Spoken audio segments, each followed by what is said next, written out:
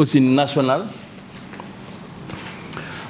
Souhaiter la bienvenue donc au président des collectifs des chefs d'établissement du département. La bienvenue aussi au PRT, aux professeurs relais techniques, mais aussi aux LEA, aux leaders élèves animateurs. C'est un plaisir au nom de l'IEF de vous recevoir dans sa circonscription pour partager ces thèmes sur la prévention de la COVID-19, des grossesses précoces, de la promotion de l'estime de soi, l'amélioration donc du pouvoir de négociation des filles, les droits des adolescents et jeunes en santé de la reproduction. Merci donc, M. Diop, du district sanitaire de Richard Toll, qui est aussi notre collaborateur. On parle de santé et d'éducation. Un corps sain dans un esprit, c'est ça? Un esprit sain dans un corps sain, le contraire, c'est ça. Donc c'est pour dire qu'on est toujours en collaboration. N'est-ce pas? Voilà, merci M. Ka. Voilà. Donc, vous, les Léa, qu'au sort de ces 2 jours, vraiment, ils l'ont tout à l'heure, les coordinateurs, en sortant quand même, vous serez des relais par rapport donc à vos pairs. Non seulement au niveau des établissements, mais aussi au niveau du milieu. Parce que, comme vous le savez, ce sont donc des problèmes récurrents et qui empêchent exactement à l'élève d'être fréquent ou bien fréquent dans les établissements à cause de ces problèmes-là. Et ça réduit les performances scolaires. Si nous voyons donc des partenaires comme le GEP, ça nous fait que réjouir. D'ailleurs, pas plus qu'hier, j'étais avec Plan qui travaillait sur la stratégie des communes des lycées et collèges des communes de Ronc, de Diamant et de Rosbeccio, pour montrer l'importance de ces thèmes-là. On a même formé donc des élèves relais par rapport à ça. Donc si les GEP aussi viennent nous appuyer par rapport à ça, vraiment on ne peut qu'applaudir. Donc vraiment, comme il a dit tout à l'heure, le coordinateur, d'être attentif tout ce qu'on est en train donc de faire pour les 2 jours, qu'il y ait de bons partages, des bonnes pratiques qu'on doit partager pour qu'au retour, qu'on doit donc les appliquer. Vraiment, j'attire votre attention de suivre exactement tout ce qu'on va développer durant donc ces deux jours-là. Vraiment, donc, voilà, monsieur le coordinateur départemental, au nom de l'IEF, je déclare donc ouvert cet atelier de renforcement de capacité des LEA et des PRT sur la prévention de la COVID, les grossesses précoces, etc. Merci beaucoup. Merci à la délégation du district sanitaire qui représente ici le médecin-chef, qui est un peu pris. Donc, merci surtout pour la santé, ceux qui ont laissé, parce qu'on sait que vous êtes très pris, donc d'avoir pris un peu de votre temps pour se sacrifier un tout petit peu, pour participer au renforcement des capacités de nos LEA qui doivent représenter des vecteurs transmetteurs de messages. Donc pour qu'au retour, qu'ils puissent transmettre la bonne information à leurs pairs, afin que ceux-ci puissent tout simplement s'appliquer à des prises de décision qui sont responsables. Donc, dans ce cadre-là aussi, renouveler notre collaboration, donc, comme l'a dit M. l'inspecteur tout à l'heure, donc, entre l'éducation et la santé, c'est une parfaite collaboration. Donc, toutes les activités que l'on déroule au niveau des établissements, donc, on est appuyé par tout simplement les représentants de la santé. Donc, je m'en vais un peu présenter l'agenda. Donc, normalement, on devait démarrer à 9 h, mais donc, il est déjà 9 h et quelques. Donc, on l'a déjà fait pour la première partie qui concernait l'accueil et l'installation. Donc, par le pôle régional représenté ici par le coordonnateur départemental. Et ensuite, la cérémonie d'ouverture présidée par l'inspecteur C. La présentation des participants et participantes, donc qui est déjà fait. Ensuite, il y aura la pause café. Au retour, on va procéder à la présentation du GEP et de la cartographie des clubs EVF de la région. On sait que le GEP, comme son nom l'indique, groupe d'études et de l'enseignement pour la population, est représenté au niveau des établissements par des clubs EVF. De cette journée, comme vous le savez, monsieur l'inspecteur l'a dit, les responsables, le départemental et le régional aussi, m'ont déjà précédé. Je crois que cet atelier s'inscrit dans le cadre normal des choses parce que les établissements du moyen secondaire gèrent les adolescents et les adolescentes. Je crois que si le GEP pense à organiser des ateliers, c'est vraiment nous appuyer dans notre cadre de travail. Que les enfants qui sont en grossesse, les enfants qui sont violés, ce sont les enfants que nous administrons. Donc si nous sommes conviés à cette rencontre, ça doit être une réjouissance. Et nous devons le manifester aussi à l'endroit de tout le monde. Surtout du GEP et du club EVF qui, comme je le dis, c'est l'une des meilleures organisations. J'ai été PRT, j'ai encadré des élèves, j'ai travaillé aussi pour GEP lorsqu'on combattait le paludisme, c'est-à-dire qui existe jusqu'à présent, le CNCRS. Donc, nous avons eu à participer à des ateliers, à mener des activités de multiplication. Ce que je dirais aux Léa qui sont là, c'est de prendre note. Parce que vous n'êtes pas invités juste pour le plaisir. Vous êtes invités pour qu'au retour, vous convoquez l'ensemble de vos camarades.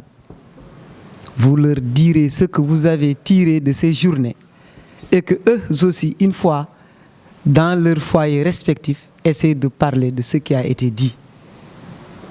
Donc c'est ce que vraiment j'avais à dire. Au nom du collectif, nous remercions tout le monde de leur présence, mais aussi le GEP de cette organisation. Merci beaucoup.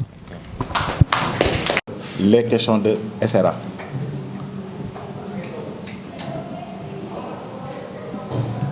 Ensuite, le GEP donc, utilise deux leviers.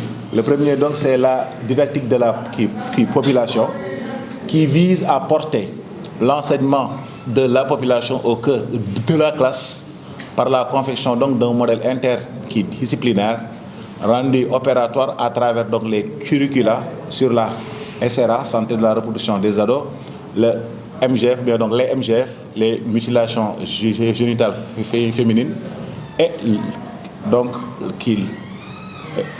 et les dossiers donc sur la population.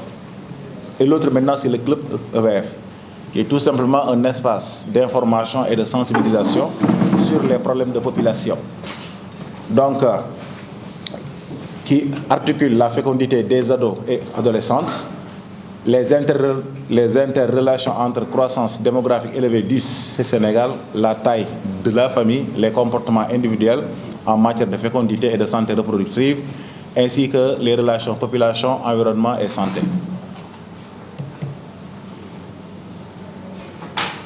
Maintenant là, donc, ça concerne uniquement donc, le pôle régional de Saint-Louis. Donc le GEP Saint-Louis donc, se propose donc dans son plan d'action diverses activités avec les clubs EVF de ces trois départements, que ce soit Saint-Louis, Podor et Dagana, en vue de les informer et les sensibiliser sur les droits humains, le leadership, l'utilisation judicieuse des réseaux sociaux en intégrant la prévention contre la COVID-19. Et au niveau de la région de Saint-Louis, nous sommes donc à 47 clubs EVF, répartis ainsi. À Saint-Louis, on en a 21, Richard Toll 6, Dagana 4 et Podor 16. Donc pour cette année-ci, donc, le nombre de clubs donc, fonctionnels est autour donc, de 26. Donc ça veut dire que donc, les clubs qui ont eu à faire donc, des renouvellements. Nombre donc d'élèves touchés pour l'année 2021, c'est de 2785 filles et 2236 qui garçons, soit donc un total de 5021. Les forces maintenant, les faiblesses, les leçons à tirer et les recommandations pour l'année 2021, bien sûr. Les forces, la réussite donc du projet GEP se justifie au regard de la mobilisation des groupes cibles pour la réalisation donc de ces activités de SRAJ, notamment au niveau des établissements du moyen et du secondaire. La demande donc de création de clubs EVF provenant même des chefs d'établissement de l'enseignement moyen et secondaire. Et surtout maintenant donc l'approche interdisciplinaire, les activités donc qui permettent une appropriation inclusive du club EVF par le personnel de l'établissement scolaire. Toujours donc dans les forces, en plus de la SRA, d'autres curricula sont élaborés dans les domaines des MGF, grossesse et mariage précoce et environnement. La disponibilité donc de personnes ressources pour l'encadrement pédagogique, la réflexion et l'élaboration donc de documents sur des thèmes portant sur la population et l'environnement. Et surtout donc l'esprit de bénévolat de l'ensemble des PRT au service des adolescents de la communauté scolaire. Les faiblesses, il y a une insuffisance donc de ressources et de partenaires financiers pour la réalisation des activités. Surtout donc parce que nous peinons à trouver donc ces partenaires. Et d'habitude donc il y a beaucoup d'autres NG également qui font les mêmes, donc qui ont donc le même objectif que le GEP. La question également donc du bénévolat commence à poser des problèmes du fait donc de l'utilisation des clubs EVF et de nos personnes ressources par d'autres organisations et partenaires financiers. Donc quand les pertes d'un établissement également sont affectées, souvent donc le club EVF tombe souvent en qu'il élargit un certain temps avant donc d'enrôler donc d'autres PRT pour la redynamisation. Donc également au début de chaque rentrée scolaire, il y a le renouvellement donc du bureau des clubs EVF à cause donc de la mobilité des élèves aussi. Donc les leçons à tirer pour l'année 2021, ces activités ont permis de mesurer l'ampleur de la situation sur les grossesses précoces, les mariages d'enfants, les MGF et les VBG dans la région de Saint-Louis. Les clubs EVF et les PRT donc formés sont devenus incontournables pour les activités de sensibilisation de la SRAJ.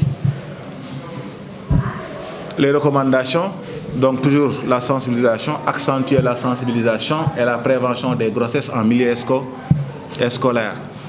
Une large communication donc et diffusion des rapports élaborés chaque année auprès des médias et inciter donc plus les partenaires à aller au niveau des écoles pour toucher le maximum de cibles possible.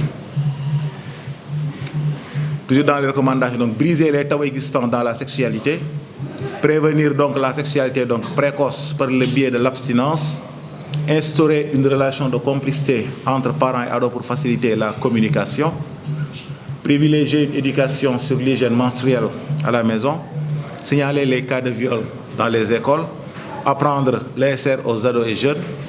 Et donc le GEP doit également se positionner sur la promotion de la santé mentale en milieu scolaire. Que donc dans nos écoles maintenant, chaque fois il y a, surtout donc chez les filles qui tombent en 5 ans à chaque fois. Donc pour le régional de Saint-Louis, donc ça c'est déjà dit je pense. Voilà, donc je pense que c'est ce qu'il donc fallait présenter. Merci de votre attention.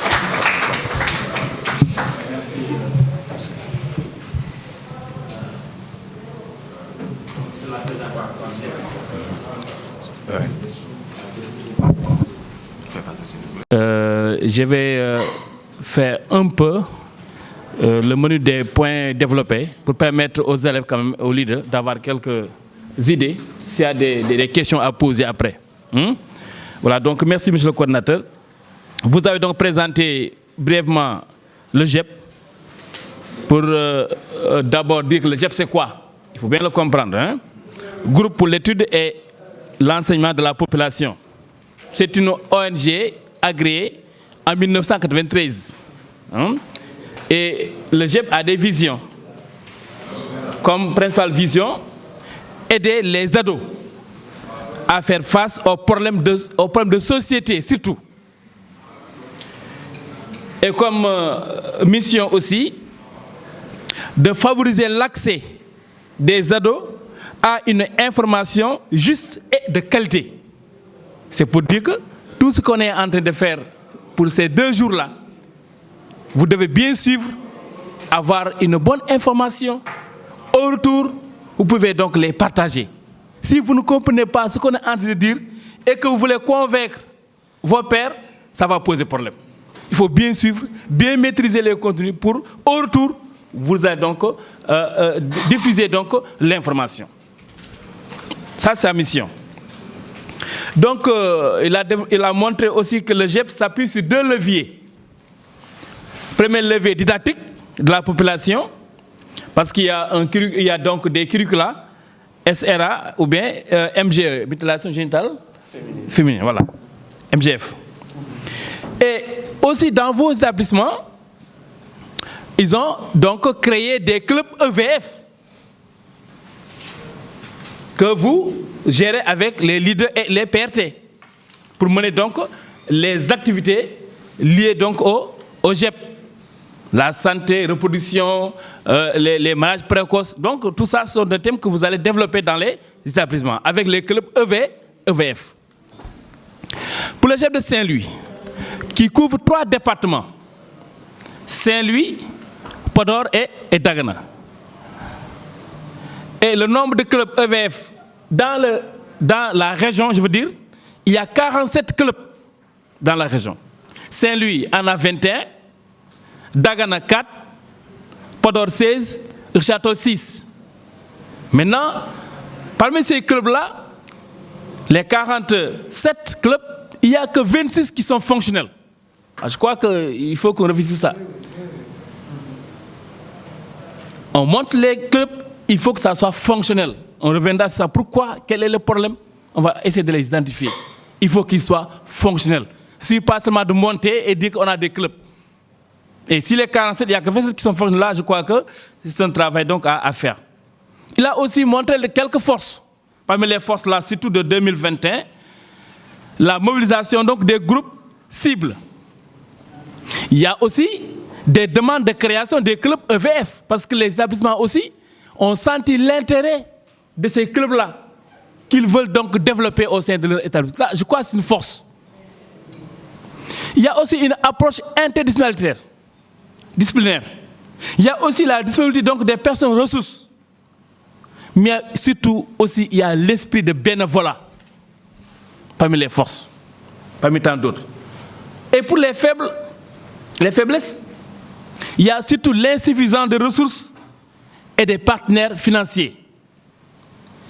Et c'est vrai, les questions de bénévolat aussi posent problème. Ça revient, ça fait donc des faiblesses. Bénévolat, voilà. Voilà, sans rien. On reviendra s'il y a des questions à poser, vous allez revenir sur ça. Voilà. Mais aussi, comme difficulté aussi, les PRT peuvent être aussi affectés. Et là, souvent, les clubs EVS tombent en fait, là, ça pose problème. Ils sont partis, là, voilà, il n'y a pas eu de remplaçant, ça pose problème. Là où ça fait donc des faiblesses. Les leçons à tirer, surtout de mesurer l'ampleur sur la situation donc des mariages précoces et les autres donc, thèmes qu'on a développés. Et parmi les recommandations, quand même, d'accentuer surtout la sensibilisation et la prévention. Vous, en tant que leader, donc, des élèves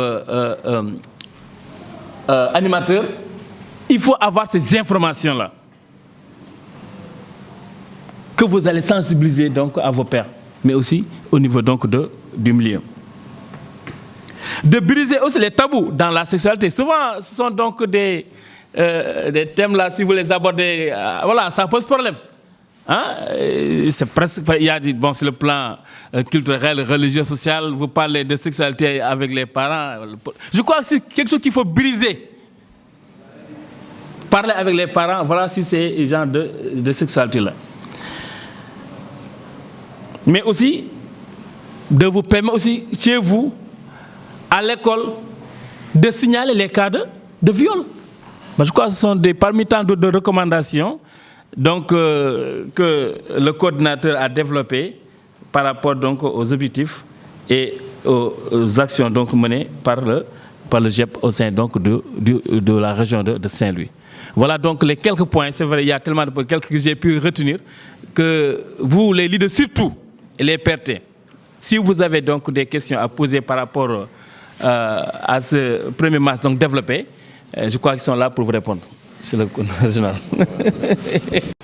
D'être PRT, mais j'ai été aussi à PT comme président collectif de l'IF de PT. Et que rien qu'à PT, on a plus de 25 collèges. Le département de Dagana compte plus d'une cinquantaine de collèges et lycées. Le département de Podor, j'ai dit, le département de Dagana a environ 38 collèges et lycées, si on y inclut les écoles, les établissements privés. Je ne maîtrise pas le nombre qui se trouve à Saint-Louis. Donc je crois que si on dit dans toute la région de Saint-Louis, il n'y a que 47 clubs, parmi les 47, il y a une vingtaine actifs, je crois qu'il nous reste encore du travail à faire. Dès l'instant qu'on sait que le GEP intervient sur 2 points, la population et l'environnement, qui sont liés, je crois bien. Quand on parle de population, on doit penser à son environnement. C'est la raison pour laquelle je pense qu'il nous reste encore du travail à faire. Moi, j'ai une suggestion pour GEP de doter, bon, je dis de doter ou d'appuyer les coordinateurs, c'est-à-dire le coordinateur départemental, au moins pour qu'ils se rendent dans les établissements, parler aux collègues pour que chaque établissement installe un club EVF, mais aussi essayer de dynamiser ce club au profit des élèves, mais aussi au profit de la population. Moi, c'est vraiment ce que j'avais comme contribution. Parce que si on dit qu'à Dagana, il n'y a même pas plus de 10, alors qu'on a collège et lycée plus d'une trentaine, je crois que nous avons aussi un travail à faire au niveau local. Donc vraiment, c'est ce que j'avais à dire comme contribution. Merci. Merci. Le président du collectif des chefs d'établissement, lui, il pourra donc être donc un relais et faire donc le plaidoyer pour que donc l'ensemble des CEM et lycées qui s'y trouvent donc essayent au moins donc d'y installer un club EVF. Je pense que par rapport à ça, contribution, c'est ce que j'avais à dire. Maintenant, par rapport à la question de Mlle Awaka concernant le rôle des clubs EVF, là, je vais répondre donc globalement par rapport à Ndeye Aïda, je pense, qui a parlé, qui a posé comme question quel est le but principal donc des clubs EVF. Bon, je vais faire une réponse globale, rôle et atout des clubs EVF. Donc, le club EVF, c'est donc éducation à la vie, donc qui est familiale. Son rôle, on l'a dit, c'est donc de former des LEA. Un LEA, donc, c'est un leader élève animateur. Mais l'objectif, donc, c'est quoi? C'est donner une bonne information à ces LEA. Une information juste et de qualité. Parce que si le LEA a une bonne information, qui est juste et de bonne qualité, il pourra donc prendre des décisions qui sont responsables. Voilà, il pourra donc prendre les bonnes décisions. Donc en réalité, c'est ça. Ensuite, le LEA pourra donc le LEA pourra sensibiliser ses pairs, ses camarades. Le LEA, c'est un relais entre lui et ses camarades, mais également entre lui et la société. Donc c'est vous donc qui amenez l'information donc à la famille, et là donc vous pouvez donc partager la bonne information. Je l'avais dit donc à l'entame. Aujourd'hui nous avons donc l'avènement donc de l'internet, les portables sont là, les groupes WhatsApp sont là. Beaucoup d'informations donc sont acheminées à travers ces canaux. Et parmi ces informations, il y en a de bonnes informations, il y en a également de très mauvaises informations. Maintenant, par le biais donc du club, donc l'élève est formé à faire le distinguo entre la bonne et la mauvaise information. De telle sorte que donc face à donc une situation problème donc avancée, l'élève pourra donc prendre une bonne voilà. Donc l'élève donc pourra prendre une bonne décision. Maintenant, il me demande donc pourquoi les ados sont vulnérables. Donc également, ça rejoint, c'est du pareil au même. On est vulnérable si on n'est pas bien éduqué, si on n'a pas la bonne information. Mais dès qu'on a une bonne information, donc la vulnérabilité donc, va passer par qui apporte. Également, l'adolescence est un âge également qui est très, très particulier. Il y a donc la puberté qui est là, il y a donc les hormones qui sont là. Voilà. Et lui, donc, il pense qu'il connaît tout, alors qu'il vient donc d'entrer dans le monde des adultes. Voilà. Il pense donc pouvoir faire tout, alors que caractérisé par des changements, que ce soit morphologique, que ce soit physiologique, que ce soit psychologique. Maintenant, donc tous ces changements-là donc, concourent donc, parfois donc, chez cet adolescent à lui faire donc, penser qu'il est au-dessus de tout. Et donc si maintenant l'individu rate son adolescence, pratiquement donc, il va donc rater son âge adulte. Parce que c'est l'âge où donc, il commence donc à connaître les filles, c'est l'âge donc qu'il va commencer à sortir peut-être pour aller en soirée, c'est l'âge qu'il va commencer donc à fumer. Et là également, donc c'est pas donc très évident, donc surtout donc dans cette société. Je pense que c'était les questions donc. Je vais parler donc maintenant les atouts des clubs EVF. Donc pour dire les atouts, c'est que nous dans nos clubs nous avons donc des PRT, des professeurs donc relais techniques, qui ont donc une très bonne formation, qui vont donner donc la très bonne information à ces LEA. Ces LEA vont devenir des leaders, et une fois donc qu'ils sont leaders, ils peuvent donc partager la bonne information aux autres. Donc c'est je pense donc comme atout. Maintenant, Gorofa a demandé pourquoi le GEP n'intervient pas dans les écoles. Donc comment le GEP, je pense, oui, n'est-ce pas, c'est ça. Est-ce que le GEP dans les écoles? Oui. Donc le GEP, donc, il intervient donc uniquement à l'école. Maintenant, pourquoi maintenant? Parce que je l'ai dit à l'entame, parce que donc, ce sont ces élèves-là qui vont sortir des écoles pour aller dans les maisons. Et là, maintenant, l'information donc, sera distillée. Maintenant, il nous arrive d'intervenir pendant les vacances avec les ASC, les associations sportives et culturelles. Mais c'est toujours sur la tutelle de l'école. Même si on devait intervenir donc, au niveau d'une ASC, l'ASC donc est coiffé, donc la tutelle, ça sera donc l'établissement. Évidemment, il intervient donc par le biais des clubs EVF. Voilà. Je pense que j'ai répondu à toutes les interpellations, M. Badji.